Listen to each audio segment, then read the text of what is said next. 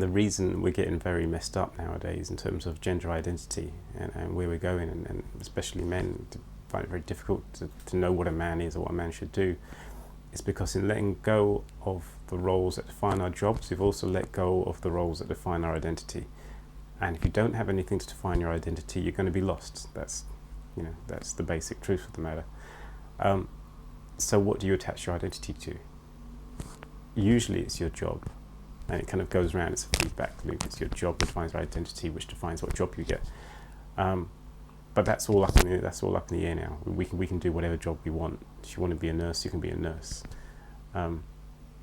So where do you attach your identity to? Where do you get your identity from? Where does a man get his identity from? My thinking here is that we have to reinvent roles for ourselves. We can't do without roles, because that's what shapes us. We need to know who we are and what we are. So we need to redefine what it means to be a man as distinct from what it means to be a woman. I don't like the term new man, because new man just seems to be defined by what women want in men. And what women say they want in men is very different from what they find attractive in men. So you can't cater your identity to what the opposite gender wants. That's absurd. You've got to find what makes you happy, what gives you strength, completely independent from the opposite sex. In the same way that women have defined what they want and who they are, completely distinct from what men have wanted them to be.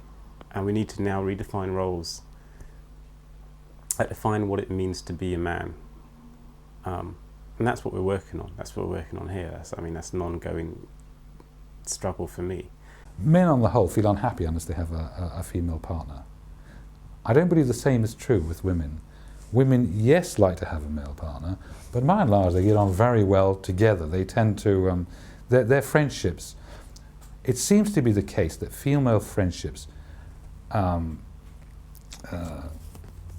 cater for their emotional needs.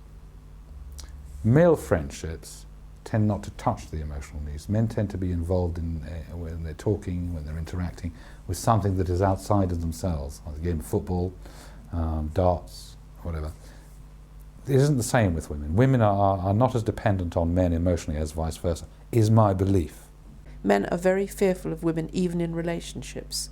Men are far more dependent on women, believe it or not, than women are on men. Possibly because a small boy is at his mother's mercy for very many years of his life. Who do you think is emotionally stronger? Women are definitely emotionally stronger. There's even been studies, digital psychology, showing that after a breakup, well, they study divorces, but let's say a breakup, that women get over it on average in a matter of months, about 3 months. Men take about 3 years. 2 to 3 hours. No, it looks like that. Again, I'm coming from experience, months. and it would seem as though women would get over it. They get over it a lot faster than men do, which is a total lie. The whole lie to the idea that men are kind of completely insensitive and we don't care. Stone cold, Steve Austin type. We're not, actually. We have feelings. Do you know what I mean? In fact, it's the opposite. Women are the stone cold ones. So why is it we think that women are so sensitive and vulnerable emotionally, and it's actually because men they're mothers. Probably? They're our mothers. We're not talking about women. We're talking about our mothers. That's what we do when we talk kind of all this stuff about kind of the sensitivity of women and the goodness and the innocence. We're talking about our mums. We're plainly not talking about our girlfriends. What do you mean by we're talking about our mums? What's your We're point? talking about our experience of women from the experience of our mothers. So we're not looking in at terms it of caring, in terms of we're looking at it from the point of view of a little child being cared for by this perfect mother, and that's our idea of women. That's when we talk about women. That's what we talk about. Well, I don't. But then you go beyond that, and you go beyond that. And you start talking about the women in terms of the women that we've known, and they turn out to be stone cold, over in and out. Jesus. So how come your mother's the complete opposite to that then? I don't know, because you are a son. So basically, you feel you owe them your life, and so that's it. You pretty much. There's nothing they can do wrong. Well, they're the ones caring for you, and you're only a child at that point. I think my mother's the only woman that hasn't hurt me, actually. Well, she physically beat me, but that's... Yeah, well, same here. But that's okay. That's cultural.